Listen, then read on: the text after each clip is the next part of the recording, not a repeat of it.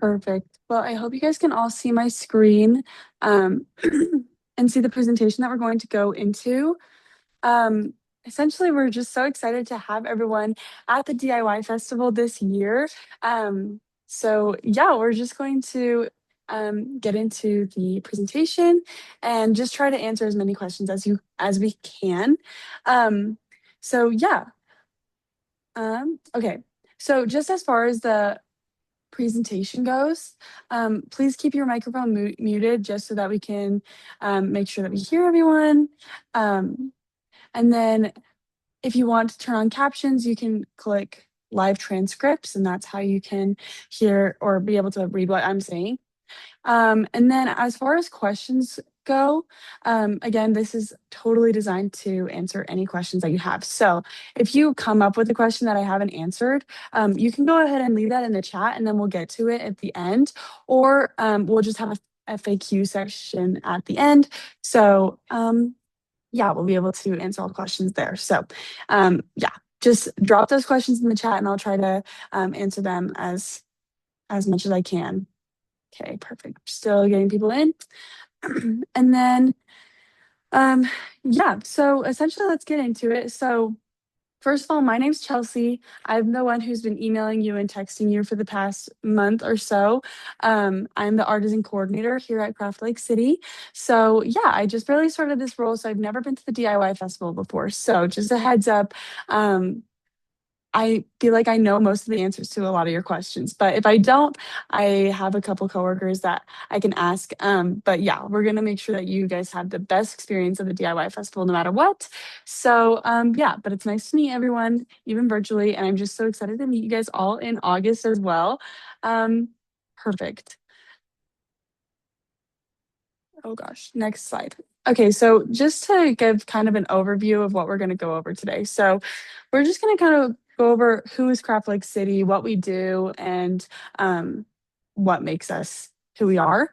And then all the details about virtual or about DIY festival. So who, what, when, where, why, and what is it? We're going to go over some important dates and deadlines that you need to know to make sure that you are perfectly set up for participation.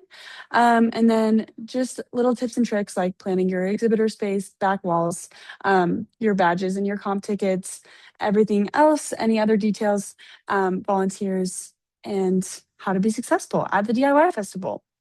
And then, of course, we'll do a Q&A session at the end.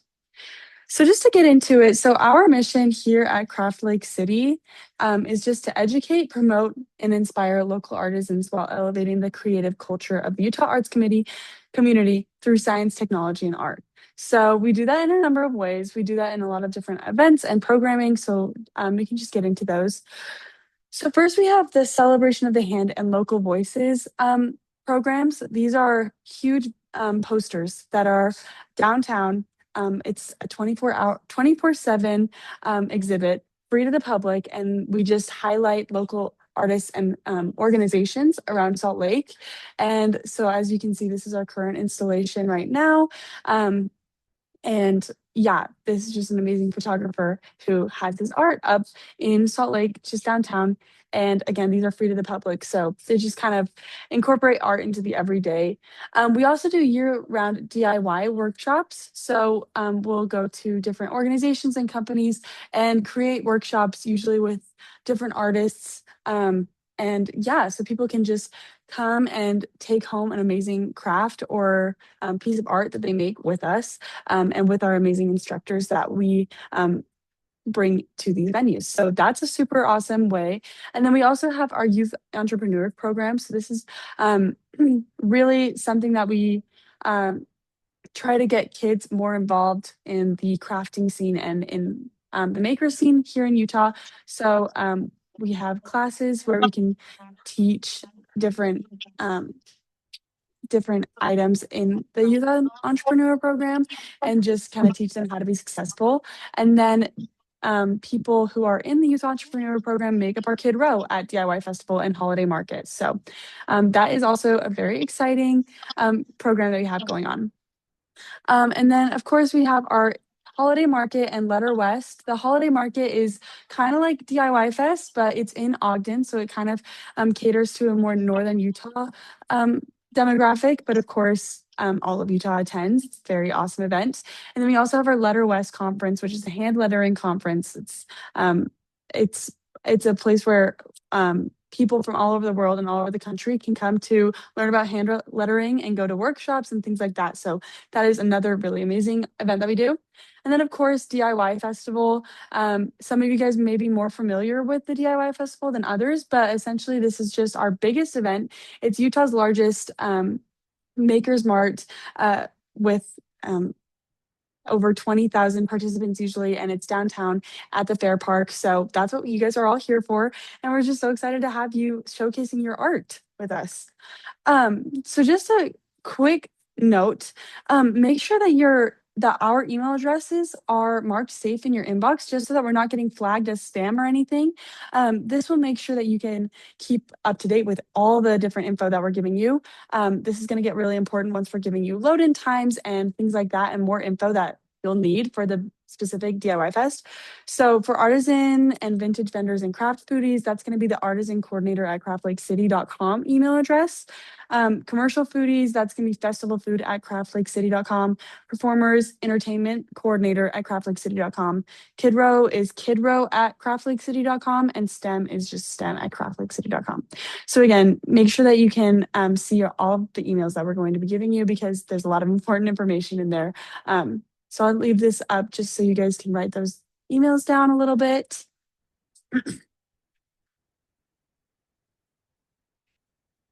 Perfect. Okay, let's get into the DIY festival a little bit more.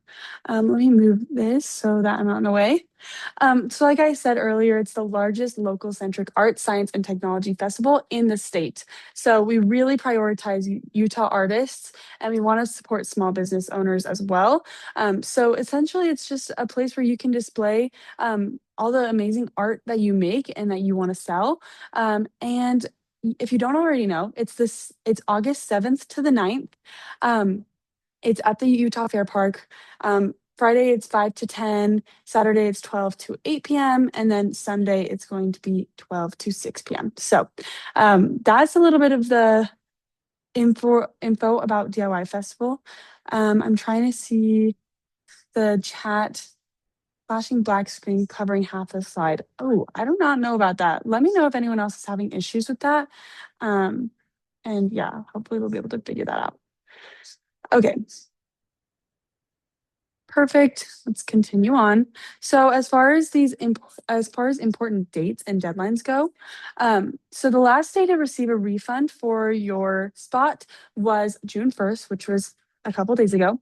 So as far as right now, if you need to cancel your participation at the DIY Fest, you still can, but we unfortunately cannot offer refunds. So just a heads up, that's on the application and everything. So just a heads up on that.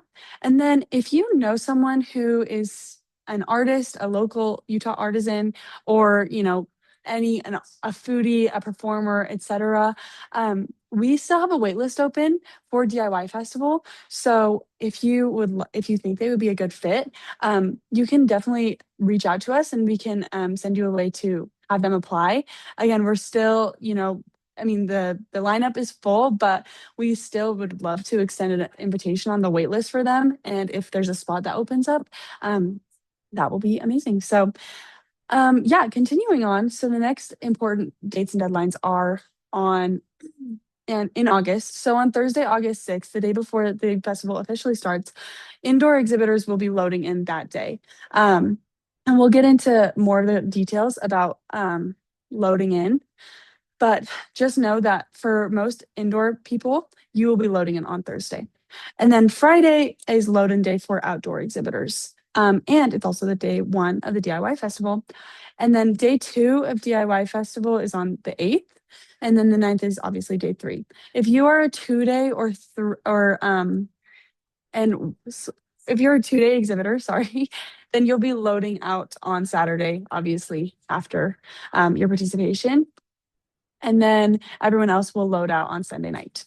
Again, you're going to want to keep your schedule completely open for all of these days. especially the load in day. I mean, load in is a lot. Sometimes it can be more time consuming than people will think it is. So just make sure that you're planning on staying the whole day for that, and you're equating the amount of time that you'll need. And also plan on bringing a friend. I mean, especially if you have lots of heavy equipment, it might just be nice to have another person there to load in. And again, you will be assigned your load in time around 2 weeks before the festival. So if you haven't received that yet, that's correct. So yeah. Okay. As far as planning your exhibitor face goes, make sure that you go back to your original acceptance email to see which space you were confirmed for. So that could be a 5 by 10, indoor, outdoor, 10 by 10, et cetera, et cetera. So just make sure that you know exactly what that is. And then that's the same for Kid Row. It'll be a similar size up there, and it should be like the very, very top, the very, very first sentence of that. And then commercial foodies, you'll be able to see it in your early booking email as well. As far as performers, you can go to the follow-up booking email from entertainment coordinator at craftlakecity.com for details on load in and performance time. Okay, perfect. Um, so planning your exhibitor space. So when you get there, your space will be taped out on the floor. So just make sure that you're staying within those boundaries. You cannot go out into the walkways or anything like that, just because we want to keep it fair for everyone and accessibility reasons and everything like that. So everything needs to be within the tape lines. You must have a back wall for your display. And those back walls have to have a 20-pound weight to secure each leg inside of the back wall. So there are a lot of questions about this. We do have a web page on our website that will really go into details about back walls. There's a lot of photo examples on that. So I highly encourage you to go to craftlikecity.com, and there's a page on creating walls in your space. This is just to make sure that we're highlighting every artisan individually. So we don't really want to see another artisan right behind you. We want to make sure that you can have your own little shop and everything like that. Outdoor exhibitors must bring a tent with a canopy that's 40-pound weights for each leg. So a good rule of thumb is just to practice your setup at home first. But yeah, make sure you grab those weights. We have a couple of examples here so you can kind of see like curtains can be used as back walls, things like that. And then lots of people inside, you can kind of see on the double exhibitor space one.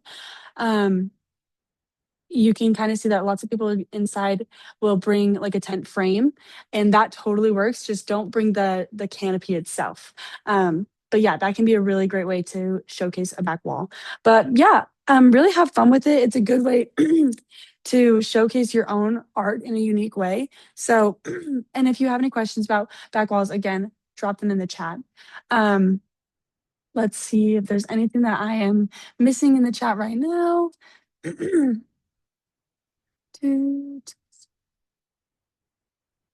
Yeah, so you should get load-in times. And yeah, outdoor, indoor exhibitor, it should be in the email that we sent to you. So go to the original email and you should say, how many days you are indoor or outdoor and what size. And then if you need a follow-up on that, please just email me and I can let you know. A grid wall can count as back wall. Yeah, like I said, you just want to make sure that it's completely covering. If you don't have anything for a back wall, I mean, I would just encourage you to get creative with it. Like I said, like curtains are a really easy way to do a back wall. And yeah, I will send you guys the link when I send this recording to the creating walls in your space. But we've seen it all. I mean, this is kind of more of a grid wall situation on the last photo. And they just used it to showcase their own art, which is an amazing way to utilize it, and things like that. But yeah, there's a lot of different ways. You can also just get a sheet of fabric. Outdoors, a lot people will take like their tent and then like hang a sheet of fabric behind their display, which is amazing. I mean, that is just perfect. So like I said, there are a lot of ideas out there. Um, but yeah, let me know if you have any big issues with that. Okay. Yeah, so let's just get into it. So it can be up to 10 feet high. It does not have to be 10 feet high. Um, but yeah, we just kind of, I mean, I would say halfway up your booth is probably the lowest that you can do. But it must be at least like the entire 10-foot width of your booth. Um, so yeah, we really encourage you to use this as a way to highlight your branding and showcase everything. And yeah, just remember that you'll probably be loading these things in and transporting them yourself. So keeping it light and mobile is a good rule of thumb as well. And sidewalls are optional, but sometimes they create a more intimate setting, which can be really fun as an exhibitor. Again, like photo backdrop, that's a good idea. Shelving can be used, and that can also be used as display. But yeah. Oh, and this is the website that I'm talking about, the Build Walls in Your Space. Are we able to have a roof with our space? That's a great question. So inside, like I said, a tent is not allowed. You can use the can't have the canopy there. Um, but outside, are required to have a tent. So yeah, that's kind of the policy there. Okay. So as far as oh, for indoor vendors, let's see. Yes, there will be another vendor behind you. Um, yeah, so if you we have the setups on the perimeter of the room, is that correct? Or are there any spaces back to back in the middle of the room? Yeah, so indoor, there are sometimes rows of exhibitors that are back to back. So you might be against a wall, but you also might not. So that's why we just require walls for everyone, just because it's easier to plan and it's easier to coordinate as well. Um, let's see. Can I build something that goes on my table that has a little roof over the table? That's a good question. I'm not sure. Maybe I'll table that one for the FAQ portion. Okay, perfect. Other important considerations to go over. So you won't receive your location until you're on site for load-in, which sometimes that can trip people up. So just know that you're just going to go in and we'll have zone managers telling you where to go. If you want to choose your location or to have more of a preference with that, then we do have upgrade options. We have the special placement options, which is amazing because you can choose your exact booth on the map. So that's a really great option if you have lots of different like things that you want for your booth. But if you aren't really up for that level of control, we also do have preferred zone placement, which is new this year. That's one's $150. And it essentially lets you choose aspects of your booth, like if you want a corner spot, or if you want to be indoors, if you replace outdoors, and things like that. If you want to be by a back wall or things like that, or yeah, so those upgrades are still available. If you are interested, you can email me or text me about that, and I'll send you a link. Um, but yeah, um, also a quick note about that is that Craft Lake City really tries to, we will try our best to do anything that we can to uh, accept accessibility requests. So if you have an accessibility request, definitely get that to me sooner than later because we want to fulfill that for you. But if you have like a request like, I want to be downstairs, that is more of a preferred zone placement option. So again, we will do our best, but we can't really guarantee anything unless it's for ADA accessibility, things like that. Um, just a good rule of thumb. So one of our buildings does have 2 floors. So the elevator is 7 by 4 by 7.5. So anything that you're going to be bringing upstairs, you will want to make sure that that will fit in the elevator or just plan on carrying it up a couple of flights of stairs. And yeah, a hand cart is always helpful with that. Sorry. Um, Craft Lake City is not responsible for any lost or stolen items, so you guys are advised to use your best judgment as far as like what to load in and out. We will have security there, but obviously we can't be held liable for anything. So cash boxes and like super valuable items, I mean, again, it's up to your discretion, but the best rule of thumb is probably to pack those away. Often often exhibitors will put their items like below their table or things like that. But yeah, it's just kind of up to you on that. Let's see. Are you sure the indoor outdoor notation is on the emails? I am unable to locate any information about it. It should be, but we send a lot of emails, so you might be looking at the wrong one. I will follow up with you about that. If you want to just email me or text me so I can remember, Debbie, that would be awesome. Okay, perfect. I love the back wall ideas in the comments.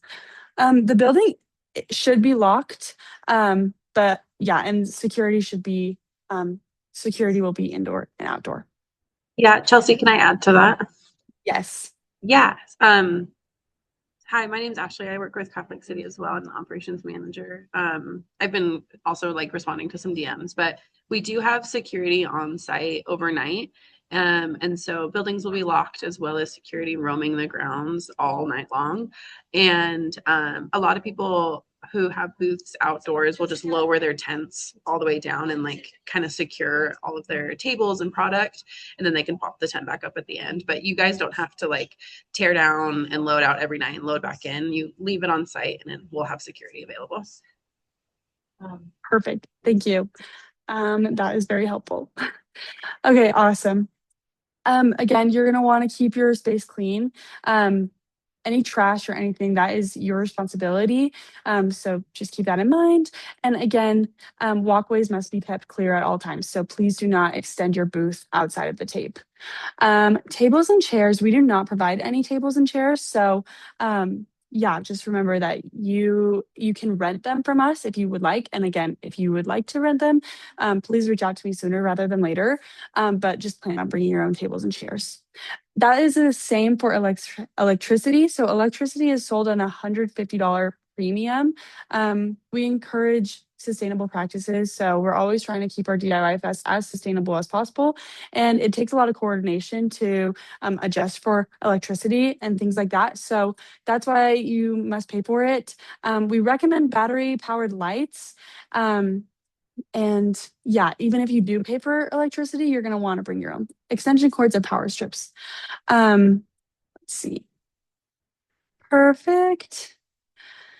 Awesome. So every exhibitor will receive 2 all access badges per exhibitor. So that's someone that can, help you load in or things like that. And then you'll also get 2 comp tickets for each day. So you can bring your friends, your family, and yeah. So you're going to want to make sure that you have someone at your booth at all time because CLC staff and volunteers cannot booth sit. If you need to go to the bathroom or step out for a minute, we unfortunately just can't do that. So just make sure that you're planning ahead and that you have people there.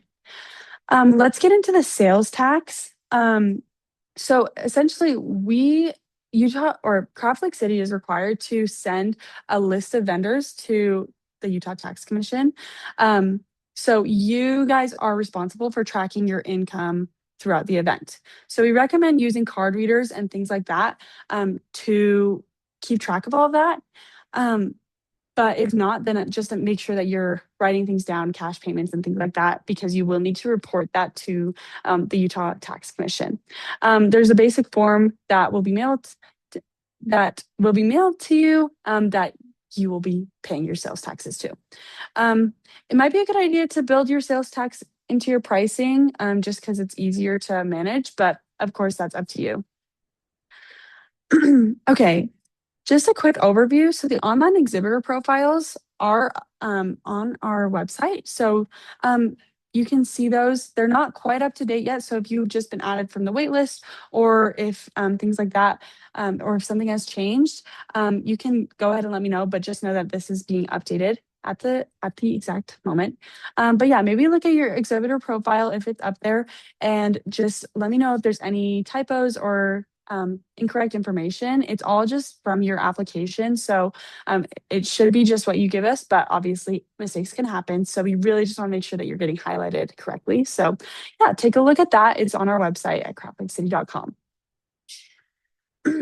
Okay, perfect. Let me just go through anything.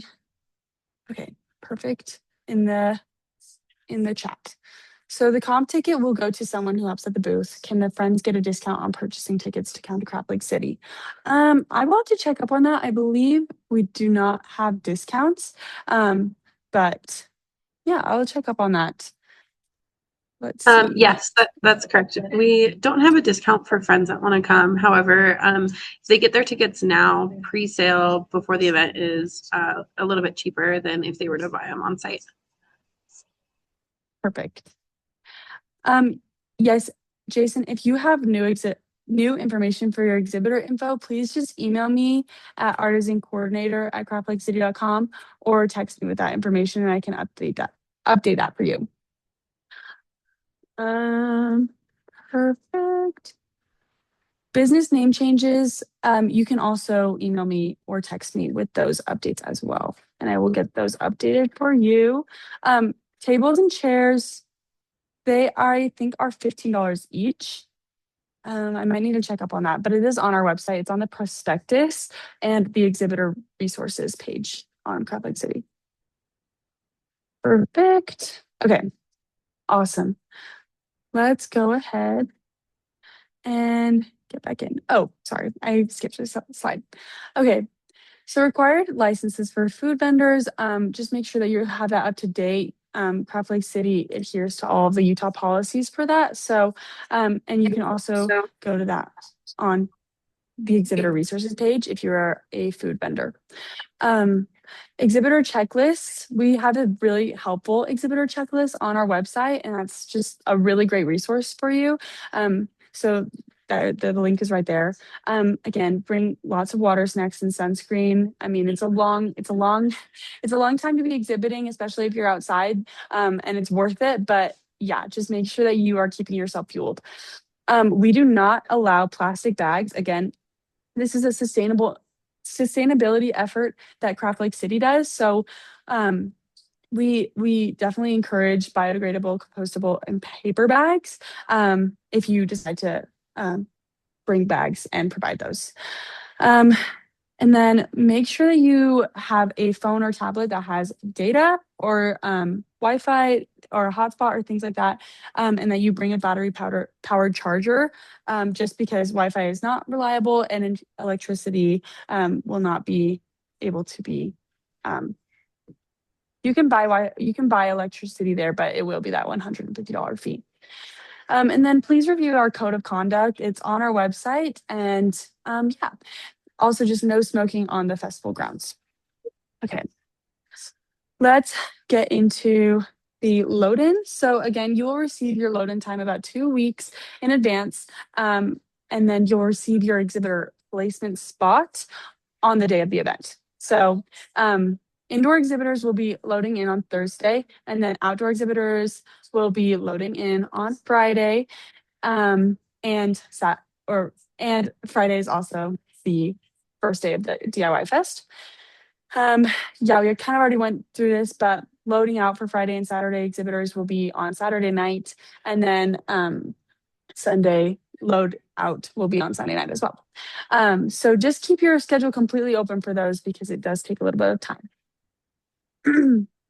Parking at the venue is an important consideration. It has changed a little bit. This is how it was last year, but if you've been to DIY Fest years prior, then it might have changed.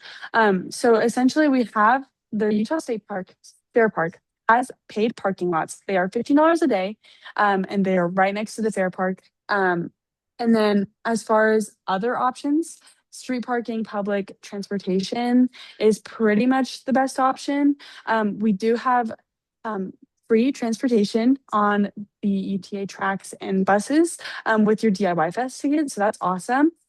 And then around the Fair Park, most streets have a 2-hour parking limit and you can't park within a 10 feet of a driveway. So that's just something that you'll want to make sure that you are aware of. So for loading out and everything, street parking might be a good option, but for like the whole day, street parking is probably not going to be your best friend. Okay, perfect. So promotion tips, this is a big one just because Craft Lake City and DIY Fest actually provides you a lot of opportunity to promote yourself and to promote your participation at this event. So share any graphics that you have on your social media. And then we also have yard signs and flyers that you can pick up next week. And just invite your friends and family. It's going to be amazing. So you'll want to make sure that everyone that you love is there. And you can ask them to post about DIY Fest and hype you up. So yeah, if you're interested in any PR opportunities like spotlights and things like that, please let me know. We'd love to highlight you if we can. We also have volunteer opportunities. So, I mean, Craft Lake City and DIY Fest literally could not run without volunteers. So, if you know someone who's interested in that or you think that would be a great fit, definitely lead them to our website. It's craftlakecity.com/volunteer, and we will definitely be able to find a spot for them. But yeah, it's a really great time. Lots of people have so much fun with it. So, yeah. And then we do have a guide to having a successful festival experience. So it's on our website. Again, there is a page on our website. So you'll go to home and then DIY Fest. And then under DIY Fest, it's exhibitor resources. And there's tons of information there. This is one of those pages. So you'll definitely want to check that out.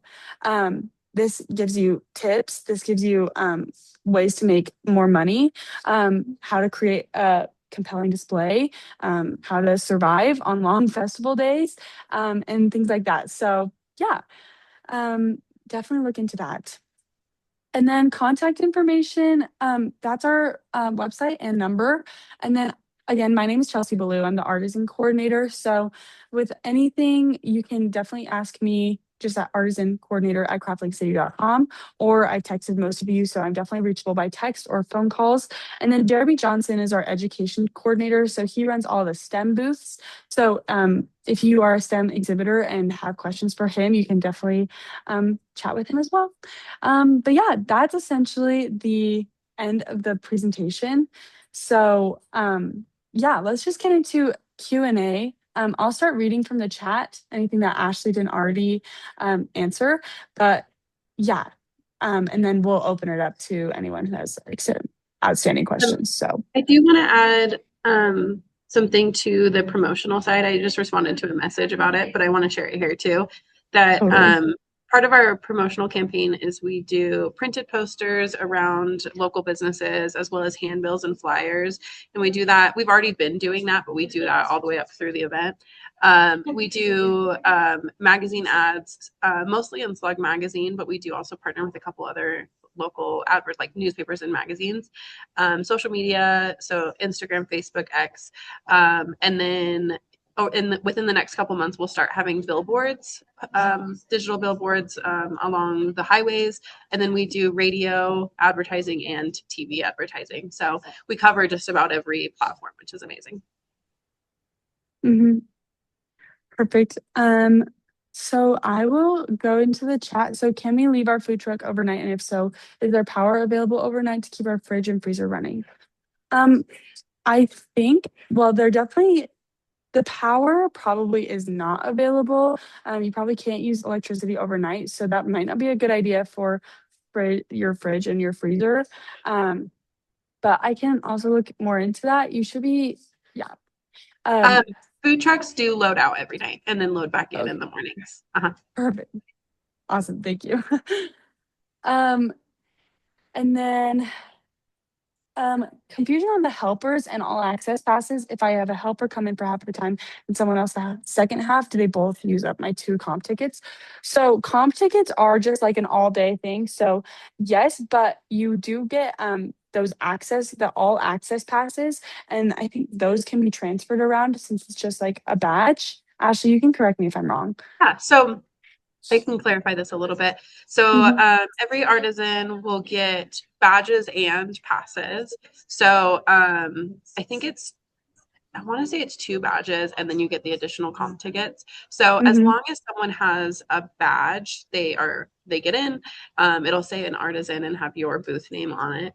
And then if you need more than the badges that you are provided, then that's where you can use the comp tickets. If you don't need to use the comp tickets and the badges cover them, you are welcome to give the comp tickets to someone else. And then once they redeem their comp ticket, then they get a hand stamp, and that's what gets them in. And then what time are we able to come in and get ready every morning? You can come in whenever or as soon as the fair park opens, which I believe should be 8 a.m., I think. And then yeah, we'll just you're free to set up as until the event starts. Do kids under 12 need tickets to enter the venue? I should know the answer to this No, question. you're good. It's 12 and under are free. Okay, perfect. Perfect. Let's see. Can we do a giveaway of our comp tickets on our social media platforms? I think that totally is Yeah, fine if you we don't have we have any done helpers. something similar to this before. So if you'll email us directly, we can coordinate what that looks like. Perfect. Awesome. Does anyone have any questions that they didn't want to put in the chat? You can go ahead and unmute and just ask your question if you have one.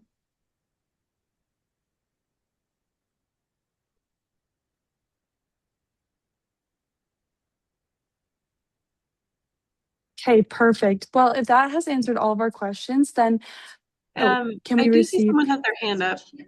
Oh, oh, perfect. Joe, did you have a question?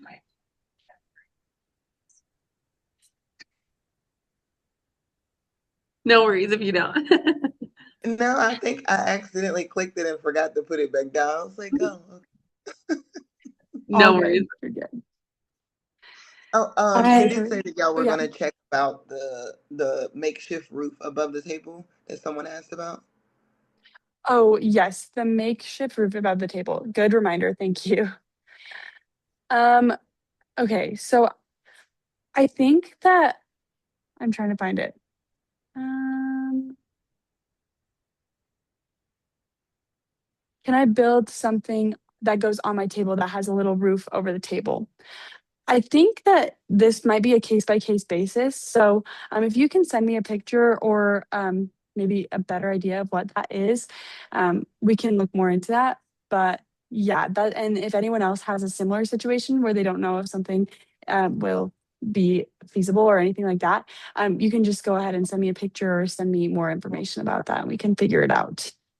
And then, can we Chelsea, receive payment? Yes. I just want to add to that. I just asked Angela as well. She said a very similar thing, which is if anyone could send us a photo, just so that we can kind of case by case like determine. We just want to make sure that it fits within the booth space and that it's not too tall and is going to topple over. So Mhm. if anyone does have that as part of their display, just email Chelsea a photo and we can approve. You can receive payment via Venmo for your booth. So that's also a great option as long as you can keep track of it. And then for setup on load-in day, is street parking as close as you can get? Ashley might have a better answer to this question than I do. Yeah, so for let's see, set up on load-in day, to kind of go into that a little bit, you'll have a designated slot of time that you need to arrive, and then you will get to pull your car in all the way into the festival and unload everything from your car. We have volunteers that will stay with your stuff while you go and park, and then you come back and then you actually take it to your designated space. So you are welcome on load-in day to park at the Fair Park parking lot, or you can do street parking, but we will get you all the way into the Fair Park grounds to load out or to like unload your car. We just can't have you go and set up your booth while your car is still sitting there, but we do have lots of volunteers that stay with your stuff.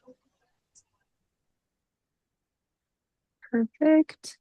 And then Jason, who says, I will be live streaming the sun through my telescope during the DIY fest. I saw STEM does water bottle rocket launches. Will those be near where I'm stationed? I don't want to have any equipment getting wet if possible. Very We understandable. And yeah.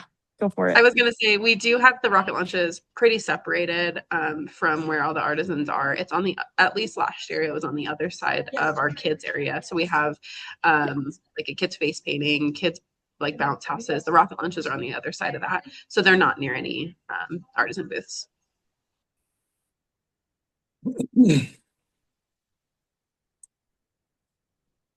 Perfect. Okay, let's see. I think Nikki has a hand raised. Yeah, I do. I just had a quick question. Once we get there, who do we talk to? That's a good question. So there will be a lot of volunteers around, and then you'll also have a zone manager that's in charge of your area. So you can chat with them if you have any questions or things like that. But again, we will just have a lot of volunteers, so you can ask them questions, and they should be able to answer a lot of your questions, or take it up the ladder if they don't know. So Thank perfect. you. And then yeah, of course. And then I see a hand from Whitbit. Thank you. Yeah, I had another question about the overnight. I put it in the chat and it did say that we can leave both our display and our items for sale overnight. You said earlier that Craft Lake City is not liable for anything that does go missing. I assume that's absolutely about during the day, making sure that nothing gets put into pockets that shouldn't and not paid for. Are we more confident about leaving things out at night since it's just security there, or is there still a potentiality for liability? That's a good question. I think that a lot of artisans have found success with just leaving all their stuff there, putting it under their table, or kind of like, um, if they have like a zip up tent, like zipping it up and kind of securing it that way. So I Ashley can probably speak more about like in the past how many, if anyone's reported any liabilities, but I think that since security is there, I don't I mean, it's hard to say, but I think that there is not much of a huge risk, but kind of up to you. Yeah, I don't know, Ashley. yeah, I just leaned over and clarified with our executive director, and the Craft Lake City is not liable the whole time, so day and night. And you are welcome to take anything home with you at night, but just like, give yourself enough time to bring it back in and set back up. And then it's not required, but highly recommended that you get liability insurance as well, as you all as individuals, to keep yourself protected as well. Because as much as we want to say that like the security will keep everything safe, we never know what can happen. So keep yourself protected. And then as far as if you do end up taking it home anything at night, we can't have you drive into the fair park during while there's still attendees on site. So if you do want to take anything with you, just be mindful of having to carry it out or cart it out.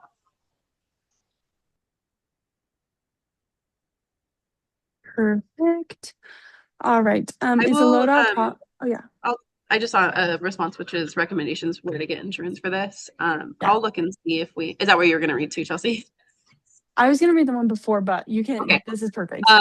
I'll find out. I'm sure that we have sent some recommendations before, so I'll look and see what we can find and we'll send it out. Cool. Also, could you answer the one right before, the question right before? Yeah, so load out process is actually not the same as the load in process. So load in process, you'll have a designated time that you can pull up. Touching on what I mentioned a second ago, which is that we can't have cars on the fair park grounds while there's still attendees. So as soon as the festival is ended, which is a different time each day, you're welcome to start loading out. But if there are still attendees on site, we can't have any cars driving up. So you can start loading out once the festival's ended. There's no early load out. And then you can wagon or cart your items out or walk them out. If you do want to be able to drive up closer, you'll just have to wait until we give you the thumbs up that all the attendees have left the premises, and then we can open up the gates to let people drive in. Perfect. Awesome. And then Emily with the Jungle Room is asking how many customers do we anticipate to come every day? Ashley can probably answer this better. Each day is a little bit different, but for the whole weekend, we see roughly 20,000 people. Perfect. And then Katrina, I see that you have your hand raised. Yes, I'm sorry, I'm late to the meeting. I was crafting and lost track of time. I just had a question. Does anybody have an idea of what app is best for payment? This may have been already discussed, but I look and there's a ton of apps, for having people pay with on my phone.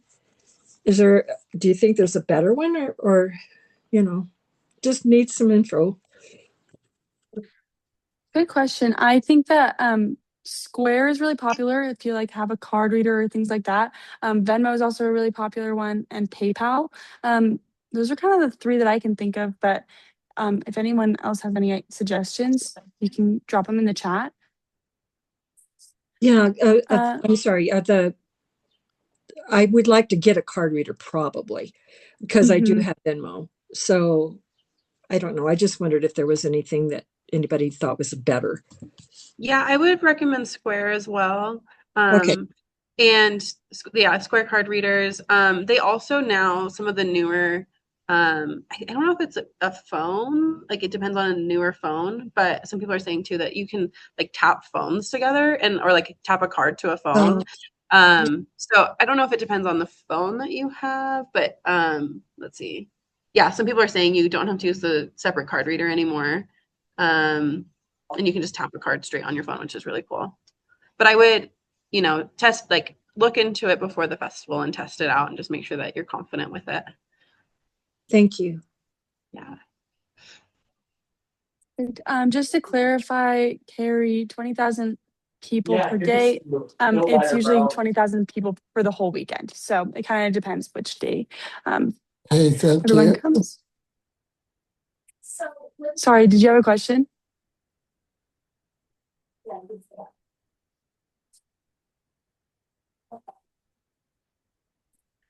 Okay, perfect.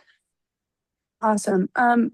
You will have an assigned load-in time, and you will get that around a week or 2 weeks before the festival. Any other questions kind of trickling in?